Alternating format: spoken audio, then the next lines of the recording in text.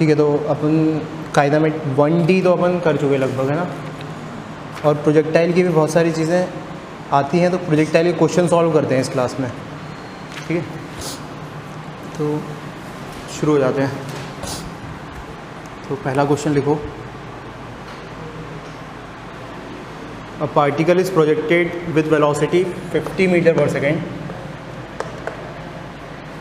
Eight 37 degree with horizontal.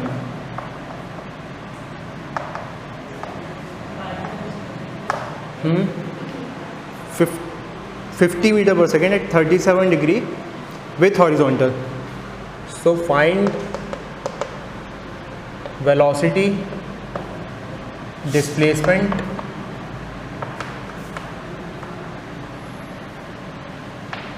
and coordinates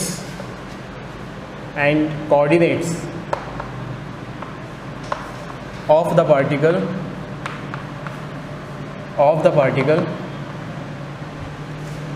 with respect to the starting point,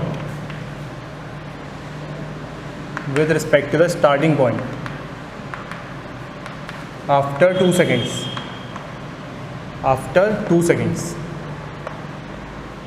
2 second के बाद बताना है कि क्या क्या होंगे ये सब चीज़ें।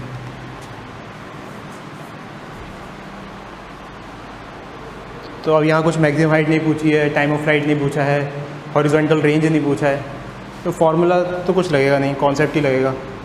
तो एक्स और वाई में बांटते हुए सॉल्व करना शुरू कर दो, लगाओ थोड़ा क्या करना है, एक ही चीज़ प्रोसीजरल है इसमें।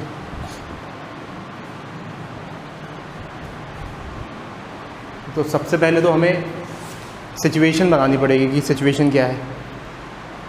तो इसमें लिखा है find coordinates of the particle with respect to the starting point. मतलब स्टार्टिंग पॉइंट को हम मान लेंगे ऑरिजिन, ठीक है। यहाँ से फेंका गया है, कितने से फेंका है, 50 मीटर पर सेकेंड से, और हॉरिजॉन्टल के साथ एंगल 37 डिग्री है। तो हॉरिजॉन्टल ये है ना, वर्टिकल के साथ बोलता तो ये मार्क करते, बट हॉरिजॉन्टल है तो ये है 37 डिग्री।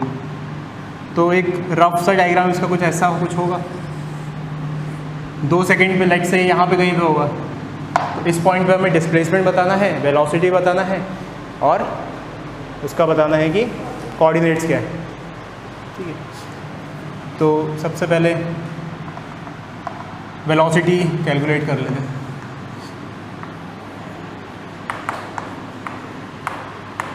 तो velocity will be like Vx i cap plus Vy j cap, उसका x कंपोनेंट और y कंपोनेंट। कुछ चीज़ जो हम कॉन्सेप्चुअली हमें याद रखनी थी, वो ये चीज़ याद रखनी थी कि भाई इसका जो x कंपोनेंट है वो वही का वही रहेगा। 50 काट दूँ सचिन भाई, 50 cos 37 की वैल्यू कितनी होती है, तो ये याद रखनी है अपन को। 3 4 5 वाला ट्राइंगल आराम से देखो ना, ये याद रखना है। एक 37 है तो दूसरा 53 होगा। क्लियरली हाइपोटेन्यूज 5 होता है सबसे बड़ा, और 37 के करस्पॉन्डिंग छोटा वैल्यू होगी, तो ये 3 ये 4। तो cos 37 इसके करस्पॉन्डिंग देखना है हमें, मतलब बेस अपॉन हाइपोटेन्यूज। तो कौन सा देखना है, cos 37 देखना है, इसके करस्पॉन्डिंग देखना है। तो बेस अपॉन हाइपोटेन्यूज 4/5, तो 50 × 4/5 that is 40 metre per second. ये x कंपोनेंट है केवल, ठीक है। तो इसका x कंपोनेंट 100% होगा 40, मतलब ये वाली चीज़ तो आ गई 40। अब बची ये Vy वाली चीज़, तो Vy के लिए हमें लगानी पड़ेगी कुछ इक्वेशन, क्योंकि वो तो चेंज हो रही है। Vy वॉज इनिशियली ये 40 है तो ये 30 होगा इनिशियल वाला, और 2 सेकेंड पे यहाँ पर कितना हो जाएगा ये बताना है हमें। तो लगा देंगे y में equation, Vy = uy + ayt। Acceleration नीचे की तरफ है -g, है ना। तो uy वॉज 30, ay कितना है यहाँ पर -g, और सम है 2। g की वैल्यू 10 ले लेते हैं, तो 30 - 20 यानी कि 10 मीटर पर सेकेंड। तो इसका मतलब ये वाला जो है, ये वाली जो चीज़ है 10 metre per second, this b y is 10 metre per second. ये वाला यू है the initial velocity in y direction, ये यहाँ से आया, मतलब कि ये 50 साइन 37, तो 50 इंटू साइन 37 मतलब कि 3/5, तो कटेगा तो ये 30 हो जाएगा। तो ये वेलोसिटी आ गई, वेलोसिटी आ गई, तो बस ये हो गया अपना। अब क्या करना है, अब निकालना है डिस्प्लेसमेंट निकालना है। तो डिस्प्लेसमेंट निकालने के लिए कोऑर्डिनेट्स अगर निकल गए तो डिस्प्लेसमेंट निकल जाएगा। कोऑर्डिनेट्स निकाल लेते हैं, लिख लो पहले यहाँ तक आ जाओ।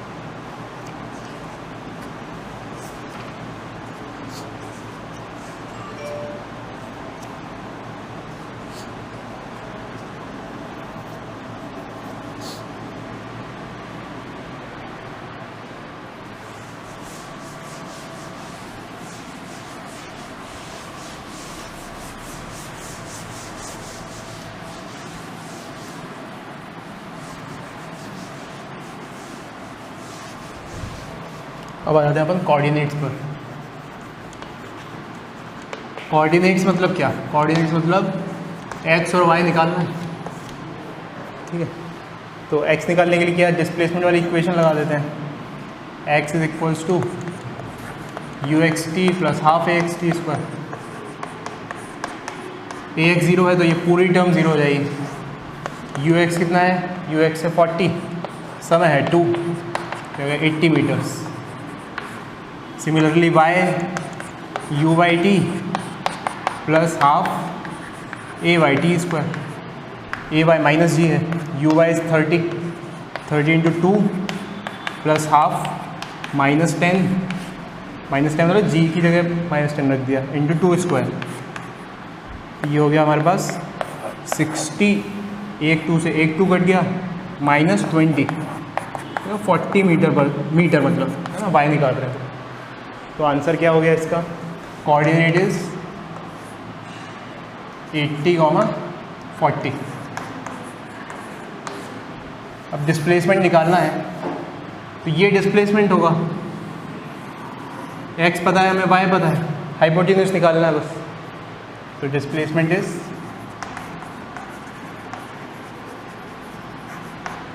80 स्क्वायर प्लस 40 स्क्वायर का root, these many metres, that is, इसको सॉल्व कर लो, 6400 प्लस 1600, तो ये 80 मतलब 8000 का रूट, कुछ नहीं, 2 गए तो एक 10 बाहर आ गया, 16 इंटू 580, तो 40 root 5, these many metres.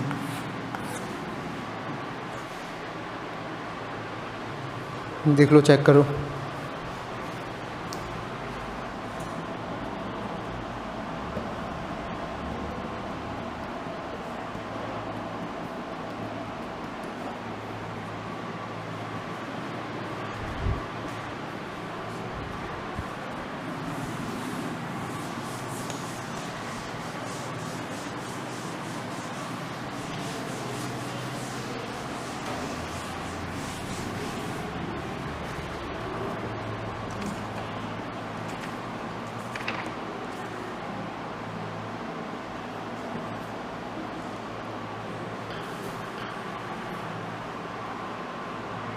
Next question ये लिख लो, उसके बाद नेक्स्ट क्वेश्चन करेंगे।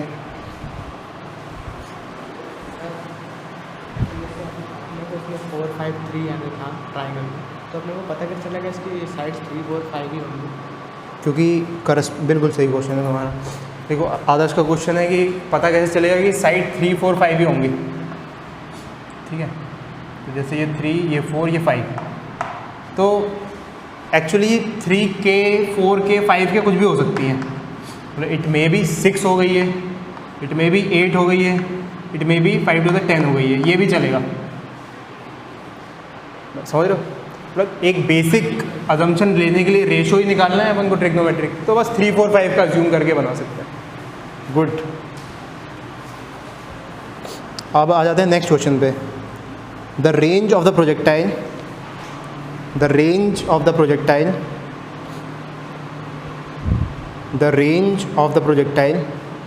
at an angle theta is equal to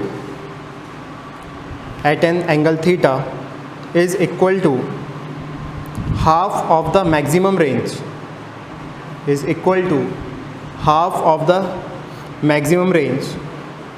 if thrown at the same speed,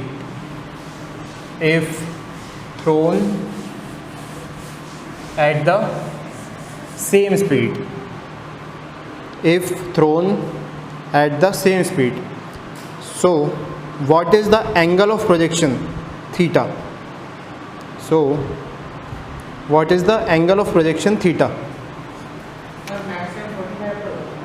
maximum 45 पे होती है, लेकिन उसका कुछ यूज़ नहीं आएगा इस क्वेश्चन में।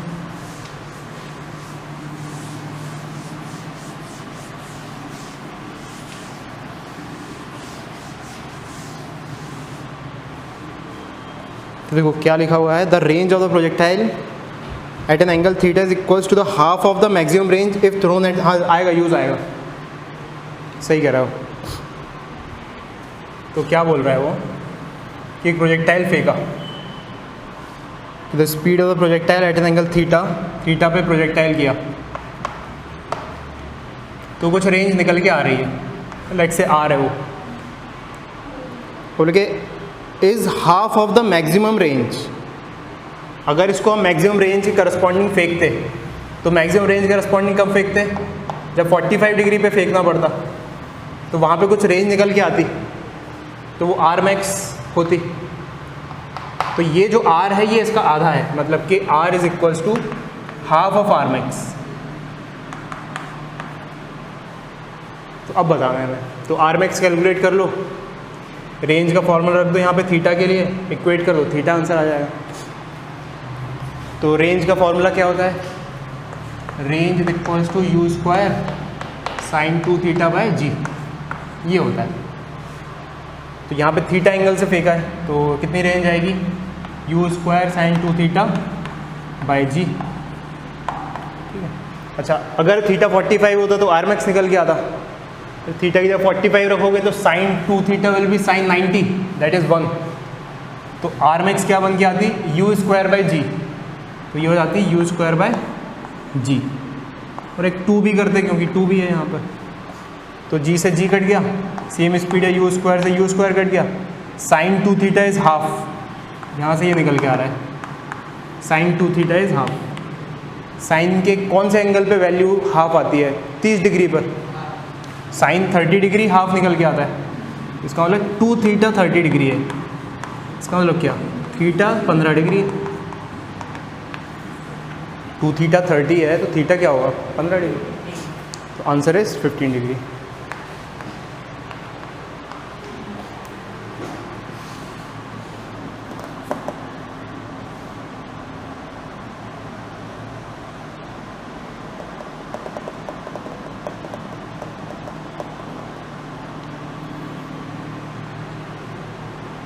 ठीक है, नेक्स्ट लिखो, a gun is firing bullets, a gun is firing bullets with velocity v naught by rotating it. A gun is firing bullets with velocity v naught by rotating it through 360 degree. by rotating it through 360 degree in the horizontal plane. In the horizontal plane.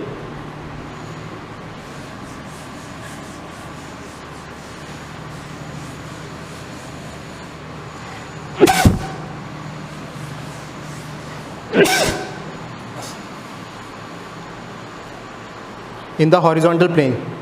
So the maximum area covered by the bullets is, so the maximum area covered by it, the maximum area covered by the bullets is,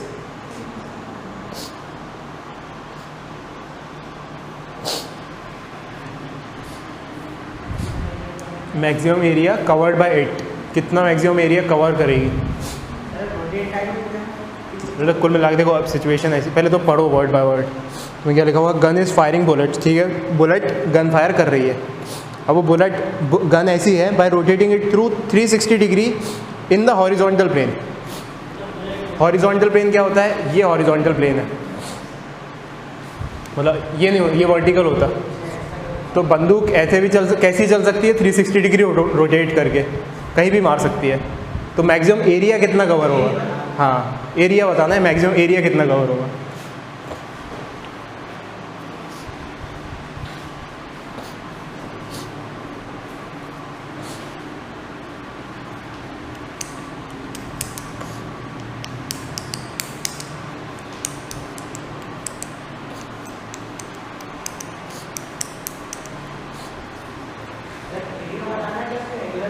area बताना, area. अरे तुम तो ऐसा समझो, खेत में sprinkler लगा हुआ है पानी का, ऐसे घूमता रहता है वो, तो कितने एरिया में तुम पानी बौछार कर सकते हो ये बताना है। समझ में आई सिचुएशन, इससे भी नहीं कनेक्ट कर पाए।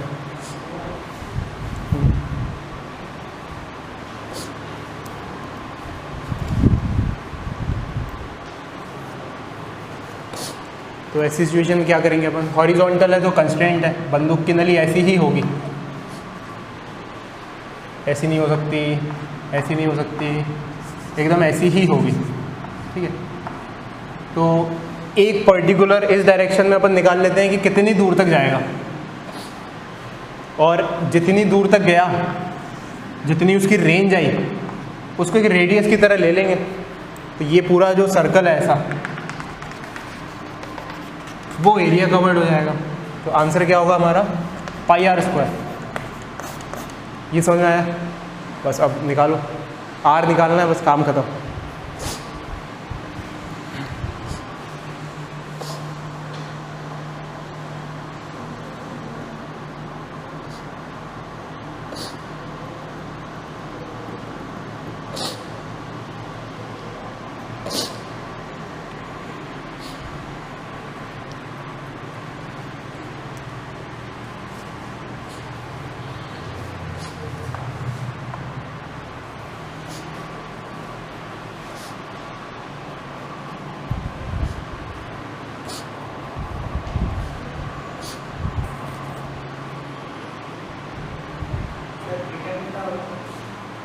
थीटा 0 डिग्री, क्योंकि हॉरिजॉन्टली फेंक रहा है।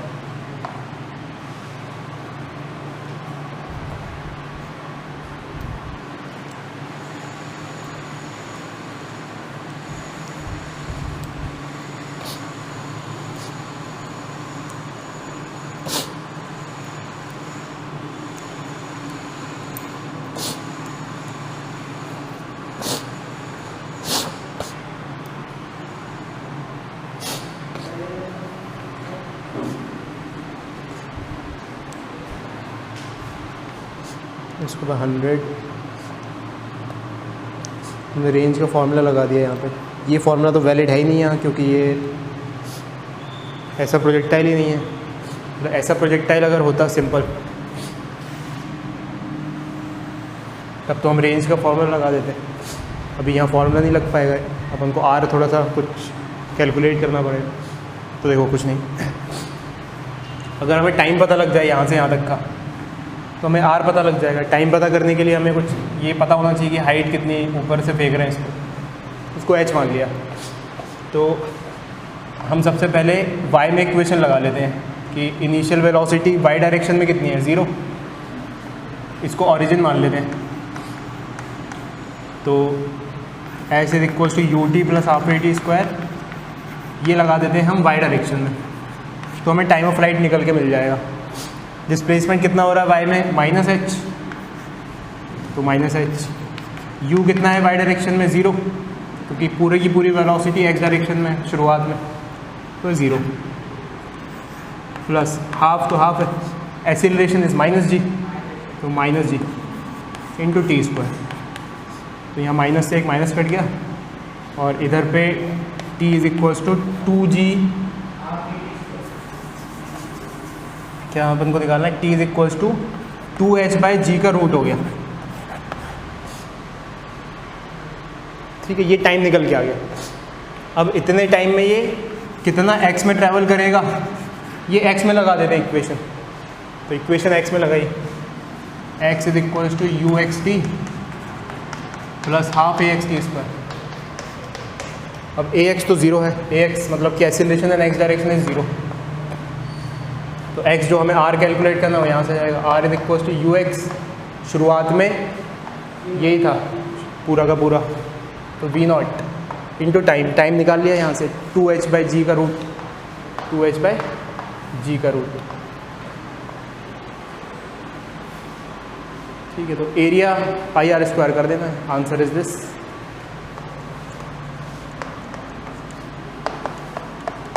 आर कितना है यहाँ पर, उसका स्क्वायर करना, तो we not square upon 2h/g।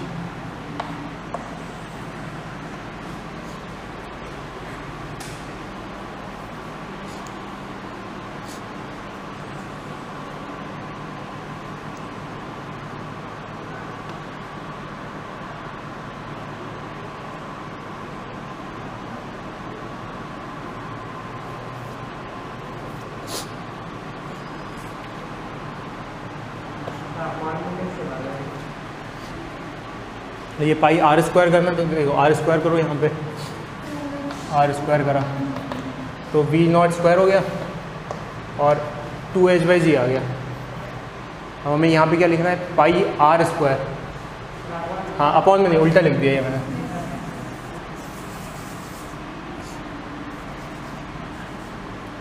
यहाँ पे आएगा 2h और यहाँ g आएगा।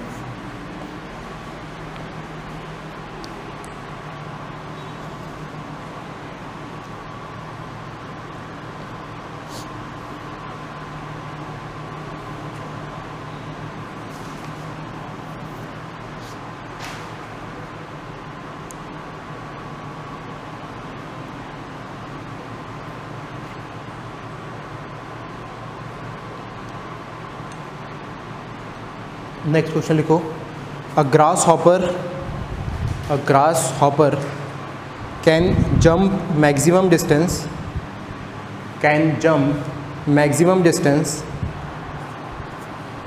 1.6 metre. A glass hopper can jump maximum distance 1.6 metre. It spends negligible time on ground. It spends negligible time on ground. So how far it can go? How far it can go in 10√2 seconds? How far it can go in 10√2 seconds?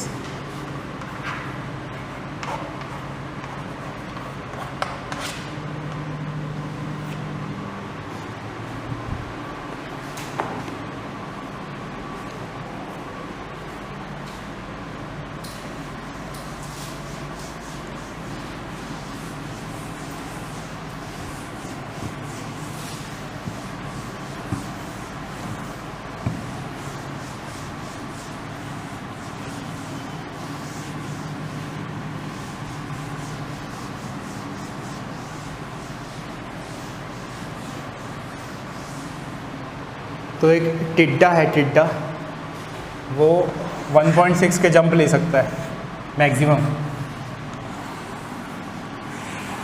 Maximum का मतलब कितने पे उछल रहा होगा, कितने angle पे उछल रहा होगा, 45 डिग्री पे, तो 45 डिग्री पे उछल रहा होगा, तो कितना मैक्सिमम जंप मार सकता है वो 1.6 मीटर। तो अपन इसके करस्पॉन्डिंगली टाइम ऑफ फ्लाइट निकाल लेते हैं। तो एक जंप की टाइम आ जाएगा और फिर टोटल टाइम से देख लेंगे कि कितना टोटल जंप लेगा। तो क्या कर लिया जाए यहाँ पर, this maximum range R max is u square by g. ठीक है, यू स्क्वायर बाय जी कैसे, u square sine 2 theta by g होता है, तो साइन 2 थीटा 1 हो जाएगा, तो दिस इज़ 1.6। तो यहाँ से u की वैल्यू मिल जाएगी हमें। तो u square is equals to 16 into 10, 1.6 into 10 that is 16, 4, u is equals to 4 metre per second. अब इसके करस्पॉन्डिंग टाइम ऑफ फ्लाइट निकाल लेंगे अपन एक जंप का। टाइम ऑफ फ्लाइट क्या होता है, 2u sine theta by g, so 2 is 2, u is 4, sine theta sine 45 degree 1/√2 और ये 10। सो क्या किया जाए, √2 ये हो गया, ये 2, ये 5, तो 2√2/5। This much time it is taking for one jump, एक जंप के लिए। वाह, बहुत ही बढ़िया क्वेश्चन। आर का फॉर्मूला क्या होता है, u square sine 2 theta by g. अब उनको मैक्सिमम वैल्यू चाहिए, मैक्सिमम तभी चाहिए, इसमें सब कुछ कांस्टेंट है बट वेरिएबल क्या है, ये वाली चीज़। और इसकी मैक्सिमम वैल्यू कब होती है, जब थीटा 45 डिग्री हो जाता है। तो इसलिए R max u square by g, इसको 1 लिख दिया अदृश्य तरीके से। तो ये हो गया भाई अपने एक जंप का टाइम, एक जंप इतने में ले रहा है। ये तो यूनिटरी मेथड लगा लो, जो करना करो, फिर कोई दिक्कत नहीं। अब तो मतलब एक जंप में लग रहा है इसको 2√2/5 सेकेंड्स, और टोटल अगर 1 सेकेंड में जंप देखा जाए तो कितना होगा, इससे कर दो इसको, तो 5/2√2। ये यूनिटरी मेथड आता है ना, आता है। मतलब एक पेंसिल आई 10 रुपये की, तो 10 पेंसिल कितने की आएंगी, मतलब कैसे हम करते हैं उसको कि एक जंप अगर ले रहा है इतने सेकंड्स में, तो 1 सेकंड्स में कितने जंप लेगा, तो इसको उल्टा करके मल्टीप्लाई कर दिया। तो अब हमारे पास टोटल समय इतना है, इतना समय में कितने जंप लेगा वो ये देख लेते हैं।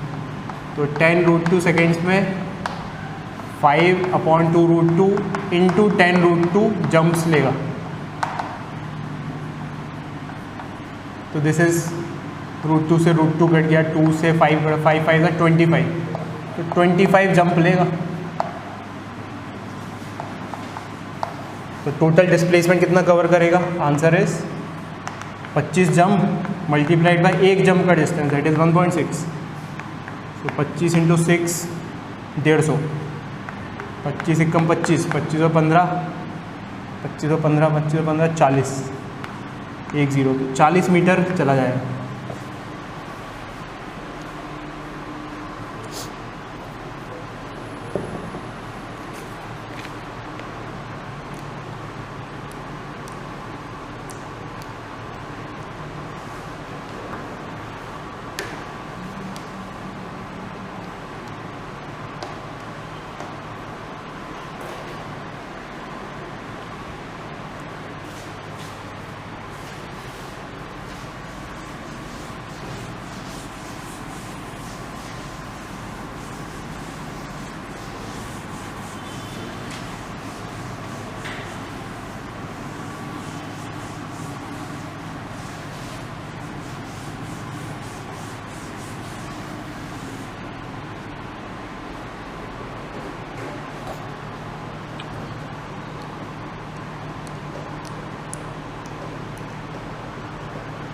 चलो एक और क्वेश्चन करते हैं।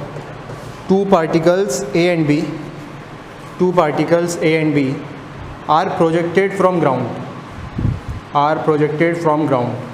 Towards each other with speeds 10 meter per second and 5√2 meter per second. and 5 road to meter per second with speeds 10 meter per second and 5 root 2 meter per second at an angle 30 degree and 45 degree, at an angle 30 degree and 45 degree from two points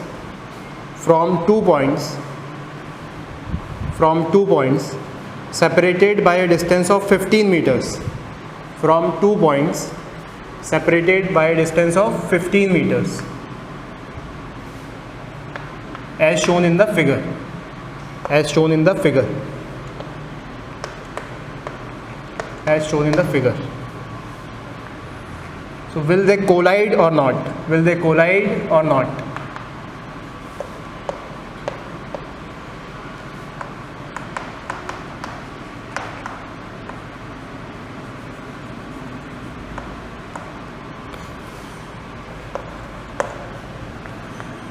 Will they collide or not? वो टकराएंगे या नहीं टकराएंगे?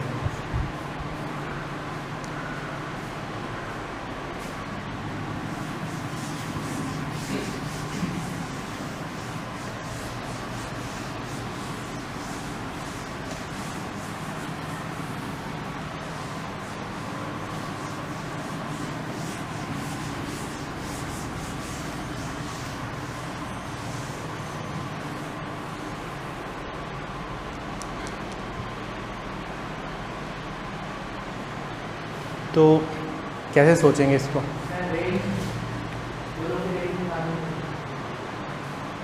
हाँ तो देखो, अच्छा मतलब सबसे पहले सिचुएशन समझ में आई सबको कि सिचुएशन ऐसी है, एक इधर से फेंका एक इधर से फेंका, वो सब डेटा दिया हुआ है। अब बताना है कि आपस में ये जाके टकराएंगे कि ऐसे निकल जाएंगे, है ना। तो आदर्श बोल रहा है कि रेंज का आइडिया लगा लेते हैं, है ना। इसकी रेंज हो सकता है कुछ ऐसी आ जाए, इसकी हो सकता है ऐसी आ जाए, जस्ट फॉर एन एग्जांपल। तब भी अगर एग्जैक्टली उसी पॉइंट पर पहुंच रहे हैं उसी टाइम पे, तभी टकराएंगे। तब भी ज़रूरी नहीं, मतलब कि अगर रेंज ओवरलैप कर गई तब भी ज़रूरी नहीं है कि टकराएं। तो इसका बहुत आसान तरीका मैं तुम्हें बताता हूँ, दिमाग मत लगाओ बिल्कुल। बहुत सारे दिमाग लगा सकते हैं अपन, ये मतलब एक मैथमेटिकली इसको ऐसे अप्रोच कर सकते हैं कि इसके एक्स और वाई कोऑर्डिनेट का फंक्शन लिख लें अपन, इसके एक्स और वाई कोऑर्डिनेट का फंक्शन लिख लें, मैपिंग कराएं, देखें अगर पॉसिबल हो रहा है सॉल्व करें। लेकिन वो बहुत टफ क्वाड्रेटिक इक्वेशन बनेगी। तो अपन एक काम करते हैं, इसको रोक देते हैं, रिलेटिव लगाते हैं यहाँ पर। रिलेटिव लगाया अगर, तो इसको रोक दिया अगर, तो बस यही चल रहा है। और अगर ये इससे टकराएगा कहीं भी अपने मोशन में, तो ये एग्जैक्टली यहाँ पहुँचेगा। तो रिलेटिव से सॉल्व करेंगे इसको। अब लगाओ, अब तुम्हें आइडिया मिल गया। एक को किसी को रोक लो और दूसरे को देखो कि वो पहुँच रहा है वहाँ तक कि नहीं। अब रिलेटिव लगाने में इस बात का खास ध्यान रखना कि रिलेटिव एक्सेलरेशन भी सोचना पड़ेगा, क्योंकि दोनों एक्सेलरेट भी कर रहे हैं। तो केवल वेलोसिटी ही नहीं, रिलेटिव एक्सेलरेशन भी देखना पड़ेगा यहाँ पर।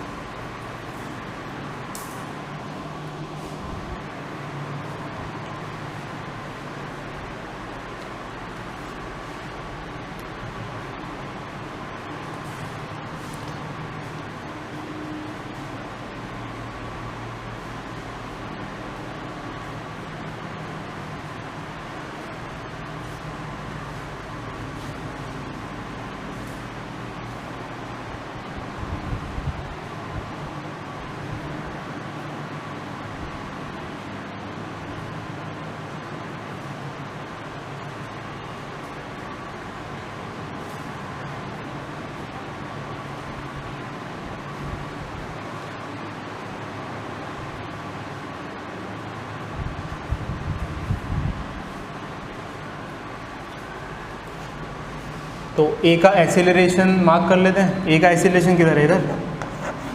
बी का एक्सेलरेशन किधर है? वो भी इधर। अब हम B को स्टॉप करते हैं पूरी तरीके से। तो B को स्टॉप करेंगे तो क्या वेलोसिटी स्टॉप करने के लिए 5√2 मीटर पर सेकेंड इस डायरेक्शन में जोड़नी पड़ेगी, एग्जैक्टली इसके अपोजिट। थोड़ा सा ये बनाना ही ढंग से, एग्जैक्टली इसके अपोजिट जोड़नी पड़ेगी 5√2 मीटर पर सेकेंड। तो ये स्टॉप हो जाएगी। एक्सीलरेशन ख़त्म करने के लिए एक्सीलरेशन अपोजिट डायरेक्शन में जोड़ना पड़ेगा, इस डायरेक्शन में। कितना जोड़ना पड़ेगा? G। तो इधर भी जोड़ना पड़ेगा, तो G इधर जुड़ गया, तो एक्सीलरेशन तो इसका 0 हो गया। और वेलोसिटी उधर जोड़नी है, तो इधर 5√2 मीटर पर सेकेंड। ठीक है, कितना एंगल? बाय सिमेट्री हम देख सकते हैं, ये 45 डिग्री है तो ये भी 45 होगा, तो दिस इज़ 45 डिग्री। ये वाला नहीं, सॉरी, अगर वो भी होगा ही, ये 45 अपोजिट एंगल, तो ये 40। अब सिचुएशन क्या है? बी रेस्ट पर आ चुका है, B is at rest, absolute rest पर है वो। ना वो एक्सीलरेट कर रहा है, ना वो मूव कर रहा है, रखा हुआ है। और ए नॉन एक्सीलरेटेड मोशन से चलेगा, उसका भी एक्सीलरेशन कुछ भी नहीं है। ये समझ में आ रहा है? एक्सीलरेट क्यों नहीं करेगा अब ये? तो उसके रिस्पेक्ट में उसका एक्सीलरेशन कट गया। ठीक है, तो यहाँ पे एक है 10 मीटर पर सेकेंड जो है 30 डिग्री पर, और एक है इधर 5√2 मीटर पर सेकेंड जो है 45 डिग्री पर। तो अगर इसको यहाँ पहुँचना है तो कैसे जाना पड़ेगा? एकदम सीधे जाना पड़ेगा। अगर थोड़ा बहुत भी इधर उधर हुआ मतलब नहीं टकराएगा। तो देख लेते हैं कैसा जा रहा है। तो इसका y कंपोनेंट क्या होगा? इसका y कंपोनेंट इज़ 5√2/√2 45 डिग्री, तो 5। इसका y कंपोनेंट क्या होगा? 10 sin 30 डिग्री, यानी कि 5। ये बात समझ में आ रही है क्या? ये मैंने क्या किया, इसका y कंपोनेंट निकाला और इसका y कंपोनेंट निकाला, तो दोनों के y कंपोनेंट 5 आ गए। इसका मतलब ये कट गए, मतलब कि ओवरऑल वेलोसिटी 100% इसकी इसी डायरेक्शन में होगी और क्लियरली वो इस तक पहुंचेगा, इससे टकराएगा। तो आंसर इज यस, टकराएगा।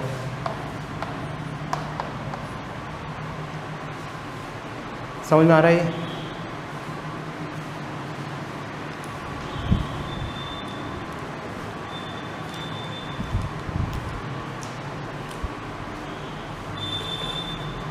ये रिलेटिव से किया तो बहुत आसानी से हो गया। अगर हम प्रोसीजरली दोनों के कोऑर्डिनेट्स लिख के कोशिश करते तो इनफाइनाइटली टफ हो जाता।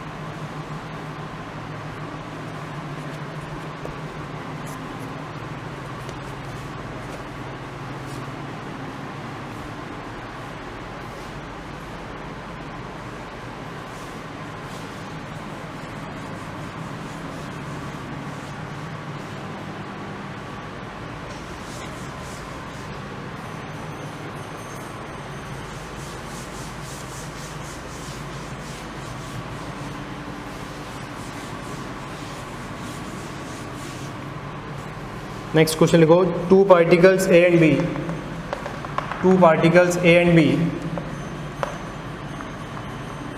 To particles A and B are projected simultaneously, are projected simultaneously, are projected simultaneously in the directions shown in the figure, in the directions shown in the figure, in the direction shown in the figure,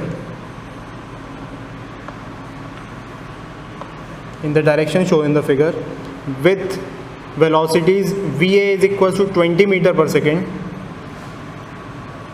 with velocities VA is equals to 20 meter per second and VB is equals to 10 meter per second, and VB is equals to 10 meter per second.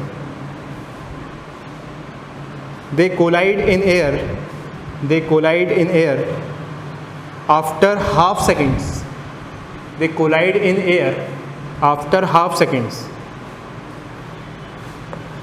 after half seconds. So find A part the angle theta, and B part the distance x.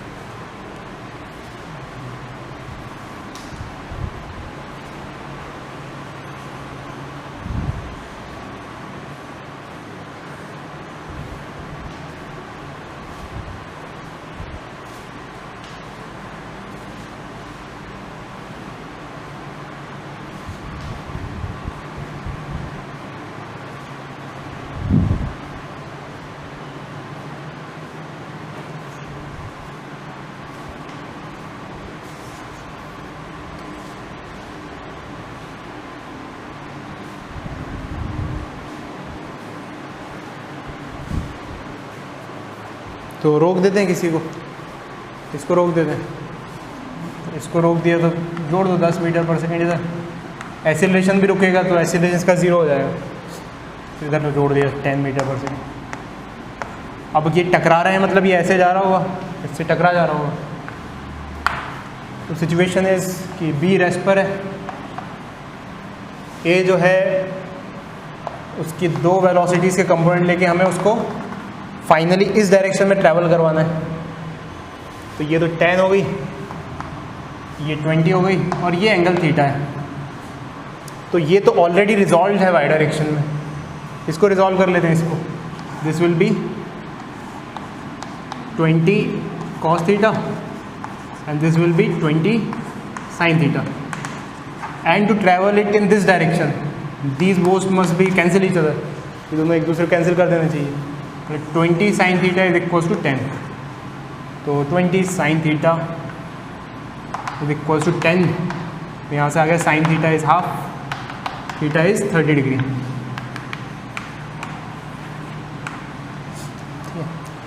और कितनी देर में टकरा रहा है ये समय भी दिया हुआ है, हाफ सेकेंड, तो x निकल के आ जाएगा। अभी ये नॉन एक्सीलरेटेड मोशन में जा रहा है इससे टकराने के लिए, तो speed is equals to distance upon time.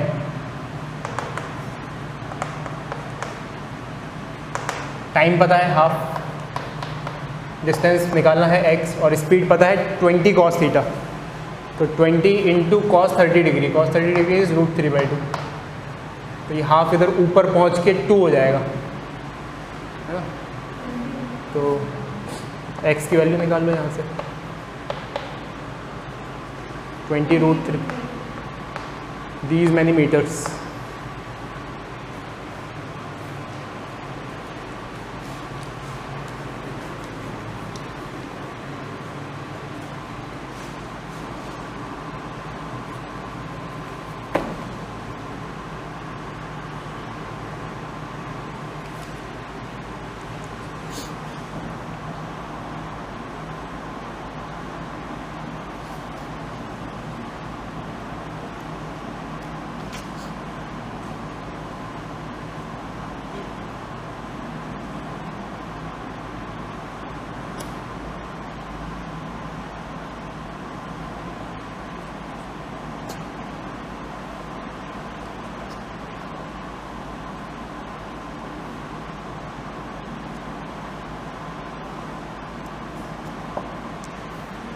ठीक है, next question. A train is moving on a track. A train is moving on a track at 30 meter per second. At 30 meter per second. Full stop. A ball is thrown from it. A ball is thrown from it. Perpendicular to the direction of motion with 30 meter per second. Perpendicular to the direction of motion with 30 meter per second at 45 degree from horizontal. Direction of motion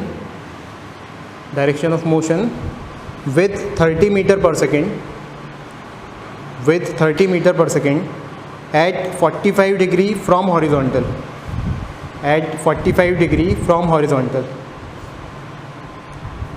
Full stop.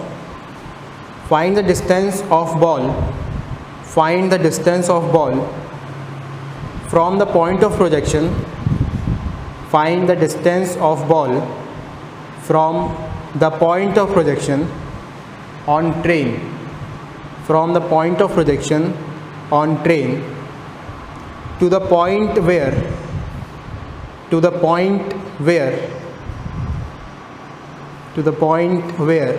it strikes the ground.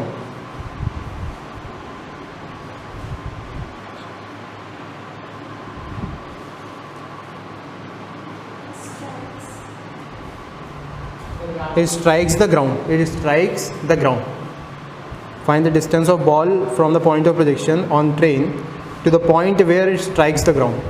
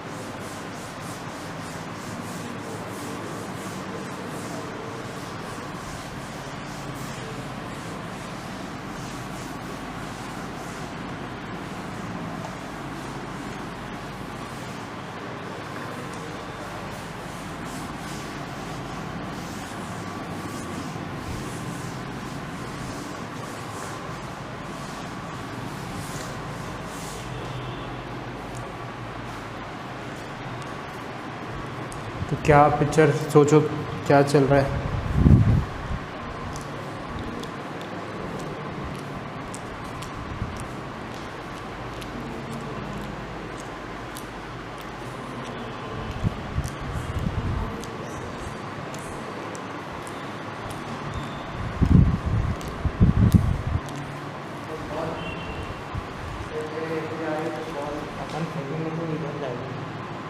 Train जा रही है ऐसे, इस तरफ train जा रही है और उससे परपेंडिकुलर दिशा में फेंका है.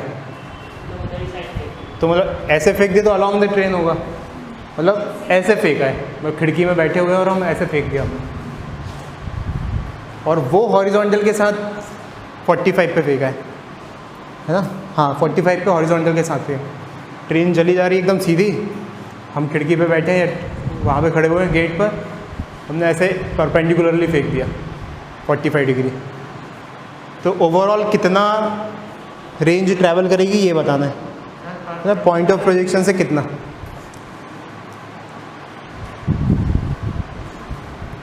तो अगर ट्रेन खड़ी हुई होती तब तो बहुत आसानी से हम रेंज का फॉर्मूला लगा लेते, लेकिन अब ट्रेन खड़ी नहीं है, ट्रेन भी चल रही है. तो इसमें एक कॉन्सेप्ट समझने की कोशिश करते हैं अपन कि मान लो इस पॉइंट से प्रोजेक्शन किया, ट्रेन जा रही है ऐसे इनटू द प्लेन, प्लेन के अंदर जा रही है ट्रेन, और हमने खिड़की से फेंका तो 45 डिग्री पे फेंक दिया. कितनी स्पीड से फेंका? 30 मीटर पर सेकेंड, और ये 45 से फेंका। तो अब अगर ट्रेन रेस्ट पे होती तब तो ये ऐसे जाके यहाँ गिर जाती, कोई दिक्कत नहीं है। अब वो थोड़ा सा उधर भी चली जाएगी, ऐसी जाएगी ऐसी, तो आंसर इससे तो ज़्यादा आने वाला है। ये बात समझ में आ रही? तो देखो इसमें क्या कुछ नहीं, ये 3 डायमेंशनल प्रॉब्लम हो गया। 3 डायमेंशन में इसको देख लेते हैं अब।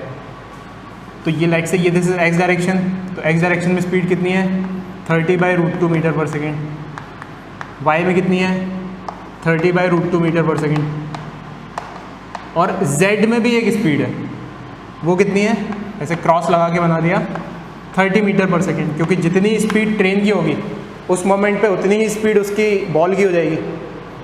तो अब हमें इसको 3 डायमेंशन में सॉल्व करना पड़ेगा, एक्स बाई जेड। जैसे वहाँ पे 2 डायमेंशन में करते थे, यहाँ पे 3 में कर लेंगे, ठीक है। यार समझ में, एक डायमेंशन और बढ़ गया। अच्छा, एक्सेलरेशन केवल वाई डायरेक्शन में ही है, ट्रेन में एक्सेलरेशन नहीं है। तो v u z is nothing but 30, initial velocity in z direction, initial velocity in y direction is 30/√2 and initial velocity in x direction is also 30/√2।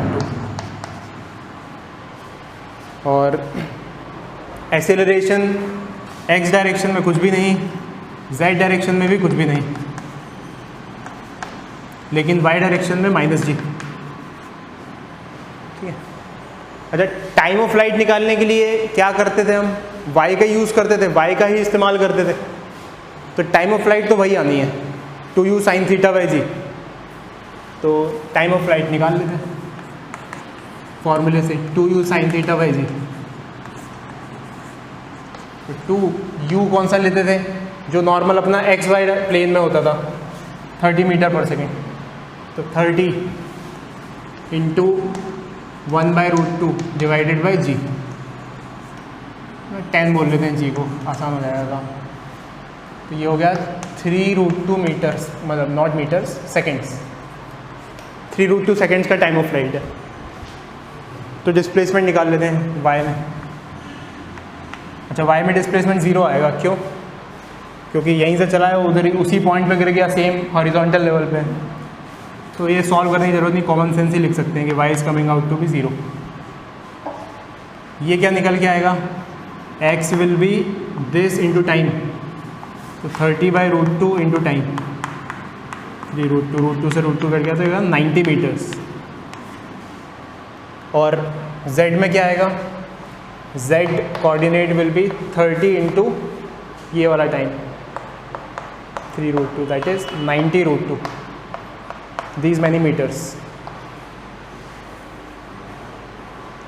तो net displacement will be, x पता है हमें, y पता है, z पता है, तो net displacement s का magnitude will be x² plus y² plus z²। तो दैट इज 90² प्लस 90√2 का स्क्वायर, y तो 0, तो 20 मच मीटर्स, इतनी दूर जाके फेंकाएगा वो। इसको 90 बाहर ले लो, अंदर बना 1 प्लस 2 का √2 का स्क्वायर 2, तो √3, 90√3 मीटर्स।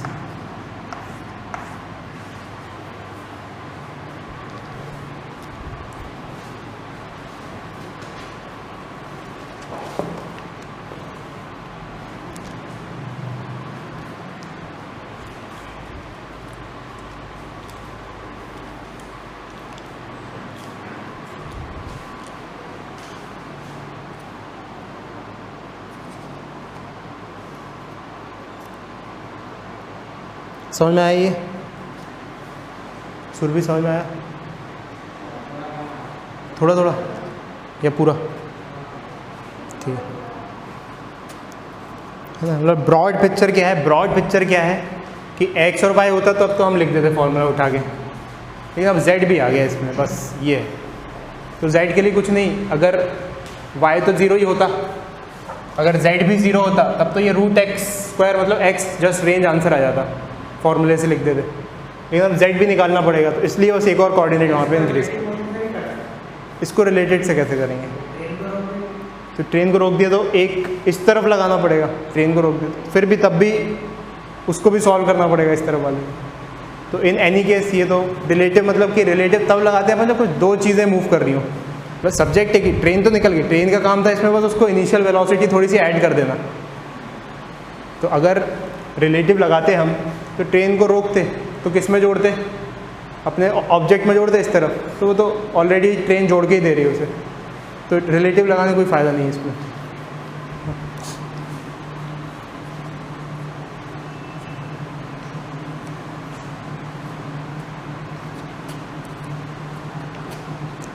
ठीक है, अभी तुम्हारा नेक्स्ट 1 आवर का होमवर्क है।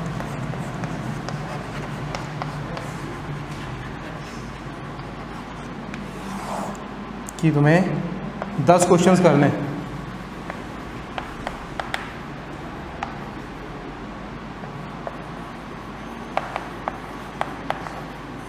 कोई भी 10 क्वेश्चंस।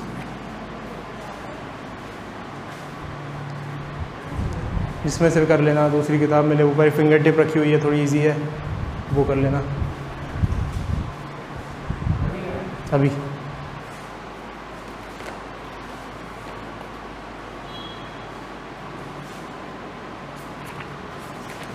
नेक्स्ट अपन लॉज ऑफ मोशन शुरू करेंगे चैप्टर।